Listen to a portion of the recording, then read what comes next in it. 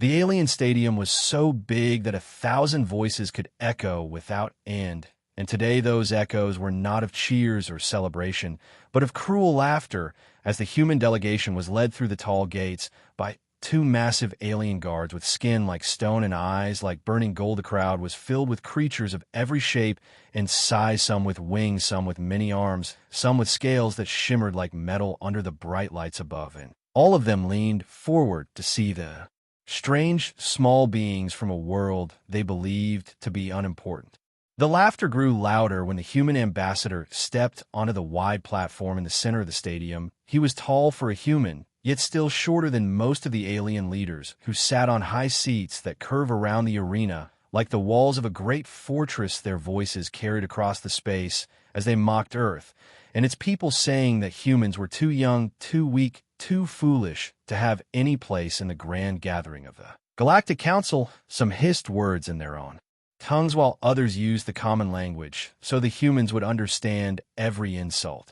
One alien with green skin and long spines running down its back leaned forward and shouted that the ships of Earth were nothing more than toys compared to the great fleets of the galaxy.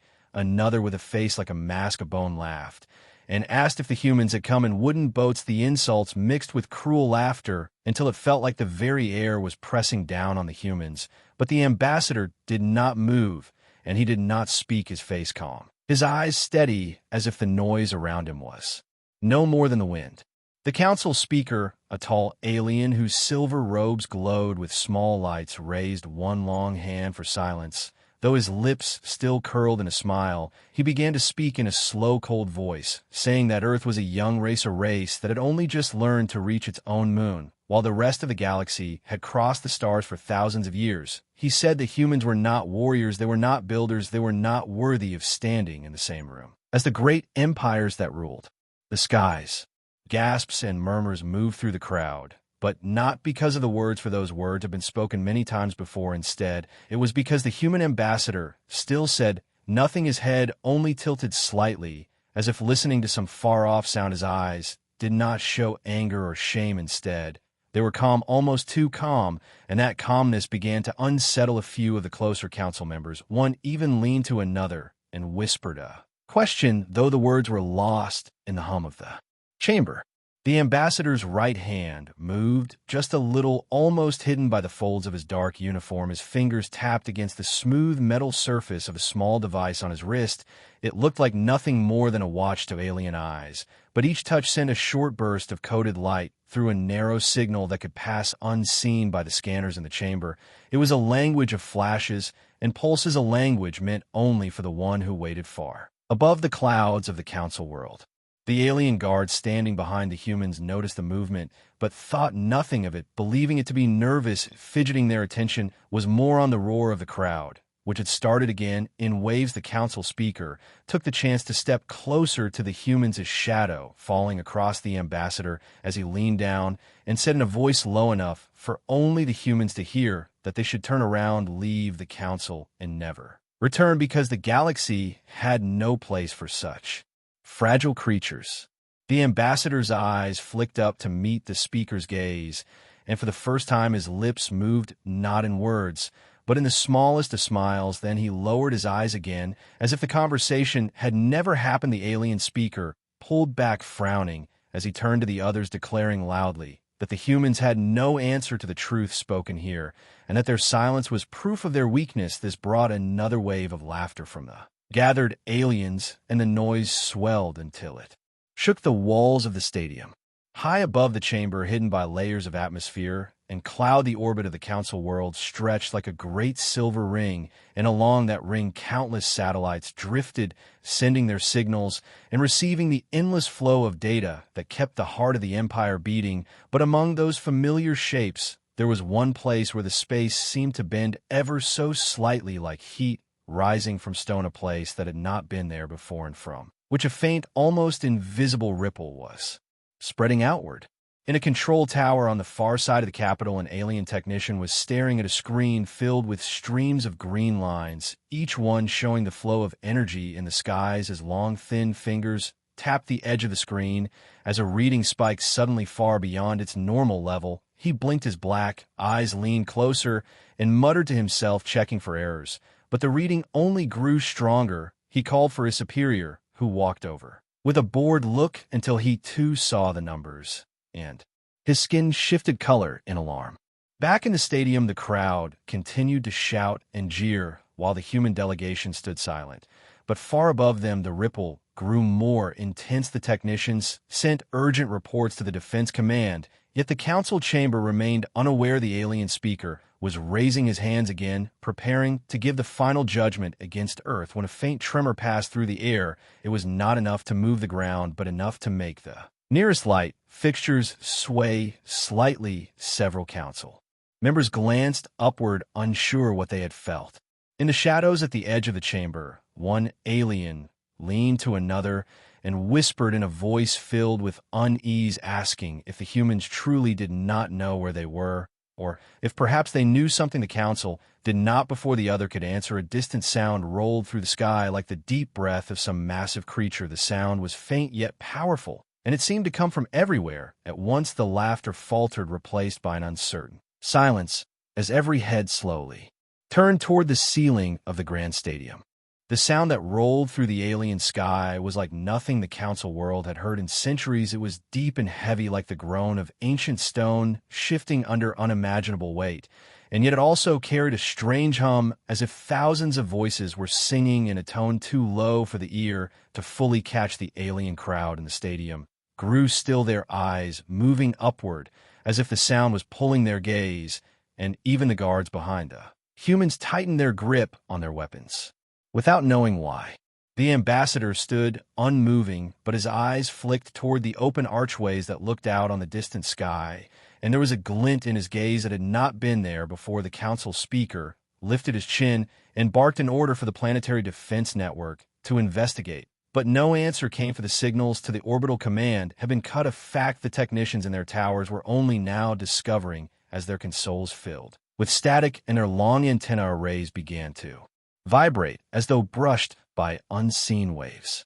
Far above the clouds, the ripple in the sky was no longer faint now. It shone like a long wound of light tearing slowly across the black, a burning line that widened with each heartbeat. The alien fleet stationed around the planet turned their ships toward it and opened long-range scanners, but their readings flickered and died, as though something was swallowing the very signals they sent. The first ships to approach vanished from the defense grid without a single alarm or explosion, as if the void itself had simply closed around them.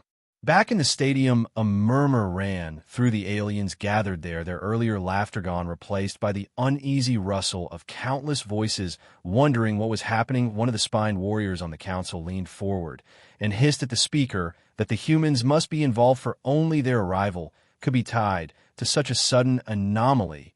The speaker waved the idea away, declaring that the humans had no such power, yet his voice lacked its earlier strength, and his eyes kept flicking toward the sky as if he feared to believe his own words. The human ambassador finally moved. He lifted his head to meet the eyes of the speaker, his calm expression unchanged, and then with slow, deliberate motion, he clasped his hands behind his back and took a single step forward, his boots echoing in the silent arena. He said nothing, but in the folds of his sleeve, his wrist device sent another silent pulse far above the planet, beyond the reach of alien sensors. Something answered that pulse with a single sharp burst of light. In the Orbital Defense Center, alarms began to scream. The technicians who had been staring at static-filled screens now saw shapes emerging from the widening tear in the sky. At first, they were only shadows blurred by the distortion, but as the tear grew, the shapes became clear. A single vast vessel, unlike anything the galaxy had recorded, slid into view, its surface black as deep space and lined with faint silver veins that pulsed like the slow beat of a heart. It moved without engines, without wings, without any visible means of flight, and yet its presence filled the scanners with waves of unknown energy. The defense commander shouted for all batteries to open fire, but the order never reached the gunners, for the comm channels had gone dead one by one. Every weapon platform around the planet powered down. Without warning, the alien crews pounding on their controls in disbelief. The giant ship, above remained still, as if it were waiting for something. The only movement was the slow turning of its front toward the planet, its surface glinting with strange light that rippled like liquid metal across its skin. In the stadium, the first visible sign of the ship came as the daylight dimmed, not from any cloud, but from the shadow it cast over the city. Some of the aliens gasped, some whispered prayers to ancient gods, and others simply stared frozen as the black shape began to edge across the sky. A low thrumming filled the air, making the ground beneath them tremble. The council speaker shouted for order, but his voice was lost under the strange resonance that seemed to shake the bones of everyone present. The ambassador's gaze remained fixed on the horizon, his expression calm, yet his eyes bright with something unspoken. Behind him, one of his aides, a younger human, leaned close and whispered, barely audible, "It is here." Sir, the ambassador gave the smallest nod, his fingers tapping once more against the device on his wrist.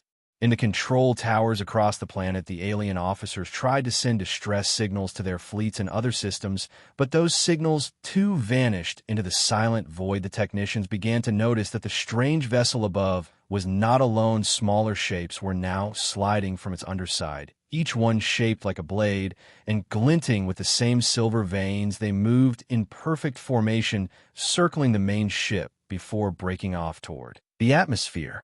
As the first of these smaller craft entered the upper layers of the sky, the ripple effect spread across the clouds, turning them a molten silver color. The spectacle was so strange, so unnatural, that even the most battle-hardened of the alien soldiers stared without thinking to ready their weapons. One council member turned to the speaker and asked in a low, fearful voice what kind of technology could make the very sky melt, but the speaker had no answer, his mouth set in a hard line as his eyes flicked toward the silent human. The ground shook again, this time more strongly, dust falling from the high arches of the stadium. The alien guards stepped forward, their weapons raised toward the humans, though their hands trembled. The ambassador turned his head, slightly, his voice calm, but carrying easily across the space, as he said, "There will be no need for those." One of the guards snarled, asking what the human meant, but before any answer came, a deafening boom rolled across the city as one of the silver craft broke through the clouds above the stadium. It hovered there without wings, without visible thrusters, its surface gleaming as panels along its sides began to open, revealing lines of pale light that pulsed in sequence. The alien crowd shrank back, as if expecting an attack, but the craft remained motionless, its lights growing brighter. The ambassador tilted his head ever so slightly, as if listening, and then the smallest of smiles touched his lips. The silver craft hung in the air like a shard of living metal, its lights moving in slow patterns that almost seemed to breathe, and the alien crowd sat frozen in the stands, unable to decide whether to flee or to remain in their seats, as if afraid that any sudden movement would draw its attention. The council speaker leaned forward, gripping the edge of his platform, his eyes darting between the human ambassador and the strange hovering vessel, and the silence in the stadium was so complete that even the faint hum of the craft seemed as loud as a storm. The ambassador did not move, his gaze fixed on the alien speaker, as if the ship above were irrelevant to him. But beneath the folds of his sleeve, his fingers brushed once against the device on his wrist, and the light patterns on the craft shifted in perfect response. One of the alien guards noticed this and hissed a warning to the others, yet none of them dared to fire their weapons, for the air around the ship shimmered faintly like the heat above desert sand, and the instinct in every creature present whispered that to attack now would be a mistake. They might not survive. Above the city, more silver craft were descending, each one splitting away from the main vessel in flawless formation, their movements silent, their shapes cutting through the sky with unnatural smoothness. They spread out until the entire horizon seemed laced with moving blades, and as they came lower, the ground began to vibrate, not with the rumble of engines, but with a strange pulse that seemed to echo through the bones of those who heard it. Some of the aliens in the stadium pressed their hands to their ears, others clutched at the stone seats, as though the world itself was shifting beneath them. In the control towers, the alien officers were shouting over one another, trying to understand why their systems had gone dead. Every communication line, every weapons array, every orbital platform was offline, as if a single command had reached across their entire defense network and turned it to stone. The senior commander slammed a fist into the console demanding answers, but his staff could only point to the growing image on the main screen, the black vessel in orbit with its endless silver veins, now pulsing in steady rhythm, and the smaller craft circling the planet in what looked less like an attack and more like a silent declaration of dominance. Back in the stadium, the council speaker finally spoke, his voice carrying unease as he demanded the humans explain what was happening. The ambassador turned his head slightly, his eyes calm, but hard, as if measuring his words. Then, instead of answering, he walked forward into the open floor between the council and the alien crowd. The guards stepped aside, uncertain why they did so, and the ambassador's voice, when it came, was low but somehow reached every ear. In the space you called us weak, you called our ship's toys. Perhaps you should see the truth for yourself. As if on cue, the craft above the stadium shifted its lights again, and beams of soft silver light fell across the human delegation, wrapping them in a faint shimmering glow. The aliens gasped as the humans began to rise slowly into the air, their feet leaving the ground without any visible support. Some of the guards raised weapons again, but a single pulse from the craft sent a wave of force through the air, knocking them back without injury, yet making it clear that resistance would be useless. The humans floated upward until they were level with the edge of the council platform, the ambassador standing in midair as easily as if he were still on the ground, his gaze never leaving the speaker. He told them that humanity had never been as they imagined, that while the galaxy watched their world surface and measure their crude ships, others had been watching from deeper shadows where no alien sensor could follow, and those watchers had been building something that could step from nothing into the skies of any world without warning. Far above the clouds, the main vessel tilted slightly, and for the first time the alien sensors caught a fragment of the energy signature it was producing. It was unlike any engine known in the galaxy. It carried the signature of gravitational distortion, yet also of something beyond measurable physics. The senior defense scientists tried to make sense of it, but their systems began to fail one by one, as if the very act of looking at the data caused it to collapse into unreadable noise. The more they tried to track the ship, the less their instruments could find. In the stadium, the ambassador drifted back down to the floor, his boots touching the stone without sound, and the silver light faded. The alien crowd had gone utterly silent. Even the council members who had mocked the humans earlier now sat stiff in their seats. The speaker's voice, when it returned, was low and careful, asking what the humans intended to do. The ambassador replied that what happened next depended entirely on whether the council still saw Earth as a weak and insignificant world, or whether they understood the truth that had just revealed itself above their skies. At that moment, the clouds split wide again, and a second vessel emerged from the rift in space, this one smaller than the first, yet still larger than the greatest warship in the alien fleets. Its surface shimmered with gold and silver patterns that moved like living light, and it drifted into place beside the black vessel above the planet. The smaller silver craft that had been circling began to rise toward it, as if summoned, each moving in perfect sequence until they vanished into its hull, leaving only the two great ships in orbit. The alien speaker stared upward, his eyes narrowing, as if weighing the danger against the pride of his people. But before he could speak, the black vessel sent a single narrow beam down into the stadium. It touched the floor between the humans and the council, and left behind a faint glowing symbol, a circle with three intersecting lines. The ambassador looked at it, then back at the council, his voice calm, as he said that this was an invitation and that those who stepped onto that mark would be taken aboard to see what waited inside the human fleet. The council chamber was silent, as every alien there realized that the balance of power they had known for generations had just shifted forever. The glowing mark on the stadium floor pulsed softly, as if alive, its light sending faint ripples across the smooth stone. The council members exchanged uneasy glances, none of them eager to be the first to step forward, yet unable to hide their curiosity. The alien speaker's long fingers curled over the edge of his seat, his eyes locked on the human ambassador, who stood motionless beside his delegation. The hum from the ships above deepened, and the very air seemed to grow heavier, pressing down on every creature present. until even the most confident of the alien guards felt the weight in their chests. The ambassador raised one hand in a slow, calm gesture, as if inviting the council to make their choice. He spoke in a steady tone, telling them that the mark would remain for a short time, and when its light faded, so too would the offer to see what their minds could not yet imagine. Some of the crowd began to whisper, their voices low but urgent, some demanding that the council refuse, while others argued that a turn away now would be an act of fear, that the galaxy would not forget. The speaker's gaze shifted to his advisors, who hesitated before giving the smallest of nods. With that, the speaker stood tall and descended the steps toward the mark, each footfall echoing through the stadium, his ceremonial robe trailing. Behind him, the alien guards followed at a distance, wary but bound by duty. The ambassador stepped back, giving the speaker clear space, and as the alien leader reached the mark, the light expanded around him, wrapping him in a faint sphere that shimmered like water under sunlight. The moment it touched him, the entire stadium held its breath for the alien. Speaker began to rise into the air, lifted by an unseen force, carrying him upward toward the open sky.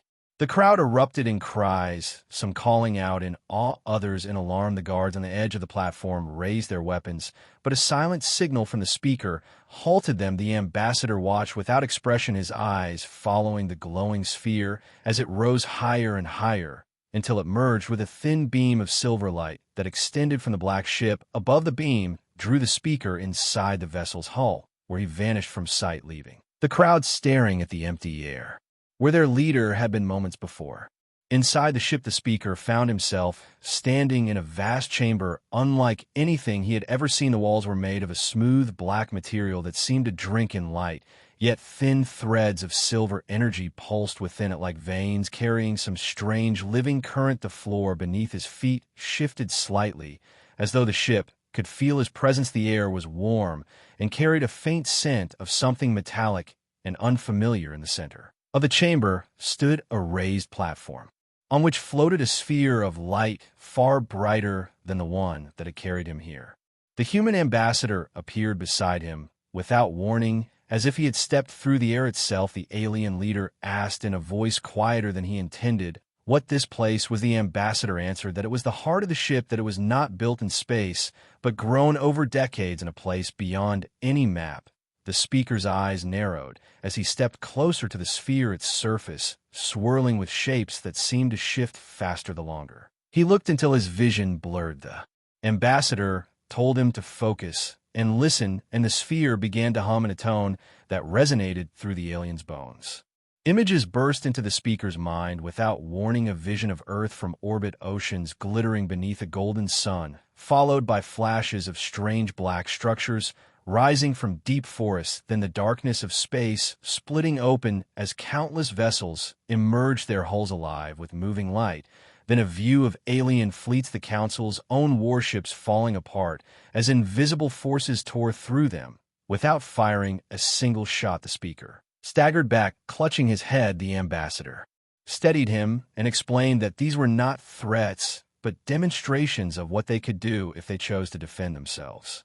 The speaker realized with a chill that the humans were not here seeking approval from the council, but to decide whether the council was worth working with at all. The ambassador explained that humanity had hidden its true reach for a reason, that they had seen what happened to other young civilizations who revealed their strength too early, and that they had no desire to rule, but also no intention of being ruled. The sphere pulsed brighter, as if punctuating the words, and the alien leader felt the weight of the choice before him. Back in the stadium, the glowing mark still pulsed on the stone floor, the crowd restless, and the council members whispering among themselves. Suddenly the mark brightened, and another figure began to rise within it. This time, it was one of the speaker's senior advisors, a tall figure with deep green eyes who looked both fearful and determined. As they ascended, the crowd's voices grew louder, yet no one dared to interfere. Within moments, the advisor, too, vanished into the beam, leaving the stadium buzzing with unease. Inside the ship, the advisor appeared beside the speaker, their eyes wide at the sight of the chamber. The ambassador turned to both of them, saying that they would now see something only a few in the galaxy had ever witnessed. The black walls began to shift, opening like petals of a flower, revealing a window into space. But it was not the familiar stars they saw. Instead, there was a swirling expanse of color and shadow, an ocean of shifting light that seemed infinite. The ambassador called it the Fold A, place between places where their ships could move unseen across any distance in moments. The speaker and the advisor stared in silent awe as one of the massive human vessels entered the fold, its hull warping and stretching in impossible ways before stabilizing again. Then in the blink of an eye, it vanished, leaving only ripples in the light. The ambassador told them that this was how their ships had arrived above the council world without warning and how they could vanish again just as easily. Then he asked them once more if they still thought Earth was weak or young or unworthy. The chamber was quiet except for the hum of the sphere. The alien leader finally spoke, his voice steady but low, saying that he now understood why the humans had come and that he wished to speak to the rest of the council directly from this place. The ambassador inclined his head slightly, and the sphere pulsed again, filling the air with a golden light that began to spread outward, carrying the image of the alien speaker back down to the stadium, where the crowd saw their leader standing beside the human ambassador inside a place that none of them could understand. The sight alone was enough to make the entire stadium fall silent as the speaker prepared to speak words that would change everything. The golden light from the sphere bathed the stadium in a strange warmth. Every eye fixed on the image now floating high above the council floor. The alien speaker stood within the vast black chamber of the human ship, the ambassador at his side. The crowd's earlier mocking laughter had faded into an uneasy silence, broken only by the faint hum that seemed to come from everywhere. At once the speaker raised his hand, and the noise from the audience fell to nothing, as if even the sound of breath had been taken away. In a voice both calm and heavy, the speaker told them that everything they thought they knew about humanity was wrong. He said they were not a weak world clinging to primitive ships, nor a young people desperate for guidance. They were a force that had crossed distances the council could not imagine. They were a civilization that had hidden their power not because they feared the galaxy, but because they understood the galaxy feared power and what it could bring. The crowd shifted uncomfortably, the older council members exchanging glances while the younger ones stared in awe. The ambassador remained silent, letting the alien leader's words echo through the chamber and down into the minds of all present. The speaker explained that he had seen with his own eyes what the humans could do, ships moving in places between worlds, weapons that did not fire, but simply made the enemy vanish, the ability to arrive anywhere without warning and leave without a trace. His voice grew harder as he said that humanity had not come here to beg for a place at the table, but to decide if this table was worth joining at all. Murmurs spread through the crowd as the meaning sank in the idea that Earth could choose whether to be part of the council rather than fight for acceptance was almost unthinkable for many of them. The speaker lifted his head and declared that if humanity was accepted, it would be as equals, not as children to be guided or as pawns to be used. The hum from the ship above deepened, and the golden light around the stadium seemed to pulse in rhythm with the words, as if the vessel itself listened and approved. Then, without warning, a shadow swept over the light, something vast passing between the council world and its sun. A second human ship had arrived, its black surface glinting with thin rivers of silver that moved like flowing water across its hull. The crowd gasped. The alien guards reached for their weapons before freezing as the ship tilted slightly, revealing its underside where a long glowing line began to form. It was not a weapon blast, but a projection. And within moments, the image of Earth itself filled the sky above the stadium, its oceans and clouds moving slowly in real time.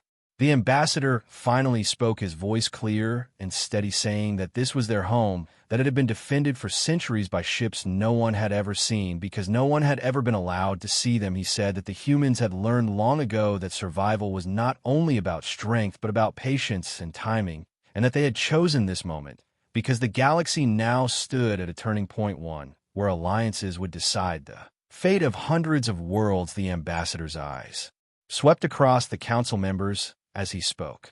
In the crowd, some of the alien delegates began to whisper to each other in urgent tones, a few clearly frightened, while others seemed eager to speak to the humans themselves. The speaker on the projection looked at them all and told them that fear was natural, but that it should not blind them to opportunity. He spoke of the power of ships that could be anywhere and the protection such power could give to allies. He hinted that the humans had enemies the Council did not even know existed, and that they would face them soon, whether they wished to or not.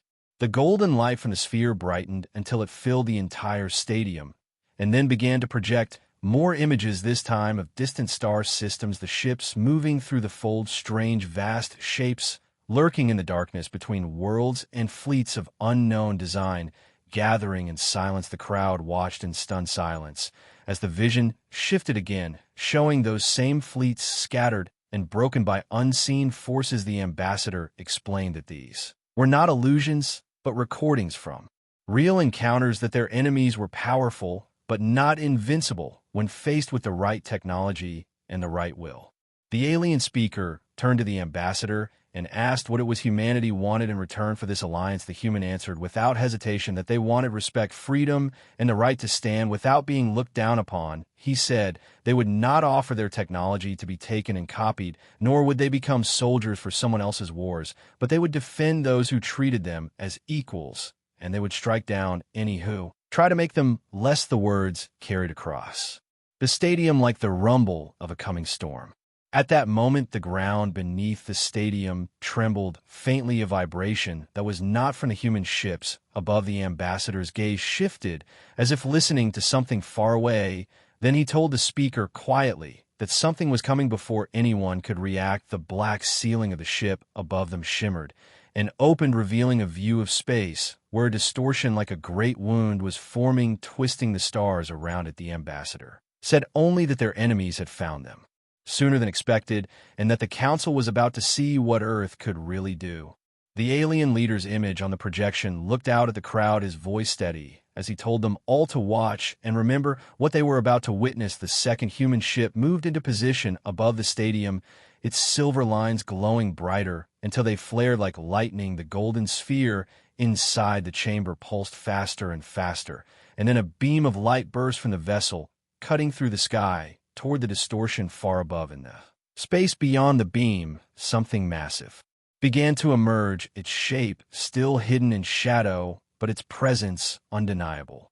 Every being in the stadium, whether alien or human, felt the same thing in that moment, a shift in the air, a weight in the chest, and the certain knowledge that what was about to come would decide far more than the fate of one planet or one council. The air in the stadium was thick with tension as every eye turned toward the massive distortion above the alien world. The strange wound in space twisted wider, its edges sparking with colors no one had words for, and from that terrible opening something began to emerge. The shape was huge, its surface black and jagged like broken glass, and its movements slow yet full of purpose. The alien council members leaned forward in fear and wonder, while the humans stood still, their faces calm, as if they had seen such things before. The ambassador's gaze was fixed on the sky, his hand hovering over the device on his wrist, waiting for the right moment. The second human ship shifted in orbit, tilting until its underbelly faced the growing shadow, its silver lines now blazing like rivers of molten light. The golden sphere in the stadium pulsed faster, casting long, flickering beams across the alien faces. The ambassador whispered to the alien speaker that the enemy vessel was not alone, and that once the first one broke through, others would follow. The speaker's eyes widened, and he asked in a low voice what they were. The human only replied that they were predators from the dark places between galaxies, beings who did not come to trade or negotiate, but to consume. The enemy ship's jagged hull reflected faint glints from the nearby star, its shape forming strange angles that hurt the eyes to follow, as if it was not fully in this reality yet. And then the wound tore open wider, releasing a deep vibration that shook the ground beneath the stadium's smaller shadows, began slipping through each one, quick and needle-like, darting away into space like hunters unleashed. The alien guards in the stadium tensed their weapons, rising, but the ambassador lifted a hand, telling them to wait. The humans above were already moving. The black flagship slowly rotated until a section of its hull opened, revealing a hollow space filled with swirling white light.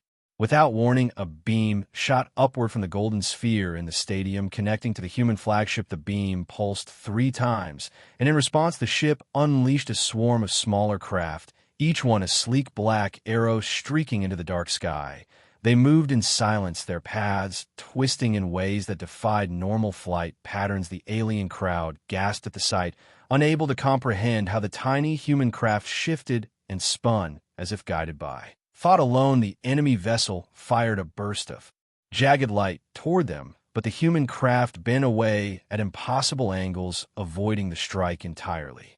The ambassador spoke to the alien leader, saying that this was only a taste of what they could do, and that the enemy would learn quickly that humanity did not fight on equal terms. The golden sphere pulsed again, and the swarm split into two groups, one forming a barrier between the enemy's ship and the planet, while the other curved upward toward the edges of the wound in space. The enemy sent more needle-like ships, rushing toward the planet, their paths chaotic but swift. The human swarm intercepted.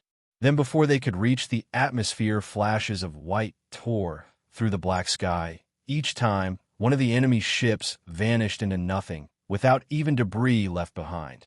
Still, the main enemy vessel pressed forward, its jagged hull folding and shifting like the shell of a living thing. The alien crowd watched as its surface split open, revealing a dark, mouth-like cavity that began to draw in surrounding light. The ambassador's expression hardened, and he tapped a longer sequence on his wrist. Device high above the black flagship released a deep, resonant hum that rolled across the planet's sky. The hum deepened until even the stadium walls vibrated. Then a massive lance of pure white energy burst from the flagship, striking the enemy vessel's center. The impact was silent at first, but a wave of light followed, spreading across the jagged hull like cracks in ice. The enemy ship convulsed its shape, bending in unnatural ways before it began to pull back toward the wound. Smaller shadows tried to shield it, but the human swarm cut through them with ruthless precision. The alien leader stared at the sky, his voice low, as he admitted that he had never seen a fleet move like this, never seen an attack so swift or so final. The ambassador replied that speed was the only way to fight creatures who thrived on fear and chaos. For a moment, it seemed the battle was turning. The wound in space flickering as if it might close, but then a new vibration rolled through the air, deeper and colder than before. A second shape began forcing its way through the wound, this one even larger and surrounded by a haze of twisting shadows. The ambassador's eyes narrowed as he told the alien leader that this was the real threat. The first had only been a scout. The golden sphere's light dimmed slightly as if straining to hold its projection. The human flagship shifted again, positioning itself directly between the planet and the new arrival. The alien crowd could feel the change in the air, a heaviness settling over them as the new vessel's presence grew, its form barely visible within the haze, yet somehow more terrifying. Because of it, the ambassador tapped a final code into his device, and the golden sphere began to spin its surface, breaking into countless fragments that floated upward toward the sky, each fragment glowing with its own light. The fragments reached the flagship, where they fused into a new structure on its hull, a ring of radiant energy that spun faster and faster until it became a solid circle of blinding white. The ambassador turned to the alien leader and told him to remember this moment, for it was the first time the galaxy would see what humanity had kept hidden for centuries. Above them, the ring flared, and a beam unlike any before erupted from it, a column of pure light that pierced the haze around the second enemy vessel. The haze writhed and screamed without sound, curling away from the beam. The massive shape inside shifted violently as if trying to retreat, but the light followed it, burning through. Shadow and metal alike, the wound in space began to twist and shrink, pulling the enemy back toward the void it had come from. The alien crowd erupted in shouts and cries as they saw the impossible. The second vessel forced back through the wound, which closed with a final ripple that sent a shockwave across the sky. The human swarm regrouped, forming a protective shell around the flagship, while the ambassador lowered his wrist, his eyes still locked on the now empty space above the stadium. The alien leader asked in a hushed tone if the threat was gone. The ambassador answered that it was gone for now, but it would return, and when it did, the galaxy would have to choose whether to face it together or be consumed one world at a time. The stadium was silent after the wound in space sealed itself. The alien crowd sat frozen, their strange eyes locked on the sky. where moments before the impossible had happened, the human ambassador stood at the center of the great floor, his hands behind his back, his expression unreadable. The golden fragments that had risen to the flagship now drifted back down into the sphere, reforming as if nothing had ever disturbed them. The alien leader finally stepped forward, his voice shaking as he asked how long humanity had possessed such power. The ambassador's answer was quiet yet heavy, saying that humanity had been preparing for this day for far longer than the council could imagine. The alien leader looked toward the other council members, who still stared in disbelief, some whispering to each other in urgent tones, others simply gripping the edges of their seats as if afraid to move. The ambassador spoke again, telling them that the enemy they had just seen was one of many, and that these beings did not stop, they did not negotiate, and they could not be bribed with resources or territory. They came to feed, and they came to erase worlds from existence. The silence deepened as the meaning of his words spread across the chamber. The alien leader asked what the humans wanted in exchange for this protection, and the ambassador replied that it was not protection they were offering, but alliance. Above the planet, the black flagship remained still, its sharp lines outlined by the fading light of the nearby star. The swarm of human craft slowly formed into a single spiral formation, orbiting like a living shield. The alien leader hesitated and then asked what would happen if the council refused. The ambassador's eyes hardened as he explained that if they refused, then humanity would fight alone and the galaxy would be left to its fate. He did not raise his voice, but the words seemed to strike harder than any weapon. The alien leader glanced around the chamber, finding no comfort in the faces of his peers. From the far end of the chamber, a tall alien with deep violet skin stood and spoke in a slow, deliberate tone, asking why humans had kept this strength hidden for so long. The ambassador answered that humanity had learned long ago that showing all your cards too early meant losing before the real fight began. Every victory in history had been built on patience and timing, and today was only the first demonstration. The violet-skinned alien narrowed his eyes, but said nothing more as the weight of the moment pressed on all present. Then a deep rumble rolled through the chamber, though the air itself did not move. It was a sound from far beyond the planet, a signal picked up by the golden sphere. The ambassador turned toward it and tapped a quick sequence on his device. The sphere brightened and projected an image into the air above the council. It showed a dark stretch of space far from this world, and in that darkness more wounds were opening, each one glowing faintly like eyes in the void. The alien crowd gasped, and the leader stepped forward, demanding to know how many there were. The ambassador's reply was grim, saying that there were too many to count, and that this was the reason humanity had built weapons and ships the council had never seen before. In the sky, the human flagship shifted position, its hull panels sliding open to reveal long rows of dark shapes inside, each shape a weapon of unknown design. The ambassador explained that these were not meant to defend a single planet, but to strike across the distances between stars before the enemy could even reach a world. The alien leader asked if the humans were planning to go to war on that scale. The ambassador replied that it was not war, it was survival, and that survival demanded action before the predators could multiply. The violet-skinned alien rose again, this time his voice louder, asking what would happen if the humans failed. The ambassador met his gaze and said that if humanity fell, there would be no one left to stop what was coming. No fortress, no fleet, no council could resist them alone. The alien leader's eyes flickered with doubt, but also something else, perhaps respect. The ambassador could feel the shift in the room, the first crack in the wall of arrogance that had met humanity at the start of this day. Far above the planet, the swarm broke apart. Once more, some craft moving toward the horizon, others vanishing into jumps that carried them to the edges of the system. The flagship remained as the lone sentinel, its black surface catching the dim light like a predator at rest. The ambassador turned back to the council, telling them that they had one last chance to unite before the next wave arrived. His voice carried through the chamber, steady and unyielding, each word a warning and a promise. For a moment, no one spoke. Then the alien leader slowly stepped down from his place and crossed the floor toward the ambassador. Stopping just short of him, he extended a clawed hand and, in the strange formal way of his people, offered the gesture of alliance. The ambassador accepted without hesitation. His grip firm. The crowd erupted into murmurs, some fearful, some relieved, but all aware that history had just changed above them. The flagship sent a single pulse of light into the atmosphere, as if sealing the agreement before returning to silence. The ambassador looked toward the sky one last time, knowing that beyond the safety of this moment, the true fight was only beginning. The image of the other wounds in space burned into his mind, each one a doorway for horrors yet unseen. But humanity would be ready. The black flagship would stand at the front lines, and when the sky split again, it would not be the enemy who decided the fate of the galaxy. It would be humanity and those who chose to stand beside them. The golden sphere dimmed slowly, its light fading as it sank back into its resting place. The council chamber was left in a half-shadow, broken only by the faint gleam from the ambassador's wrist device, which now lay quiet once more. Yet every alien present knew that within its small frame were the codes that could summon the fleet that had changed their view of humanity forever.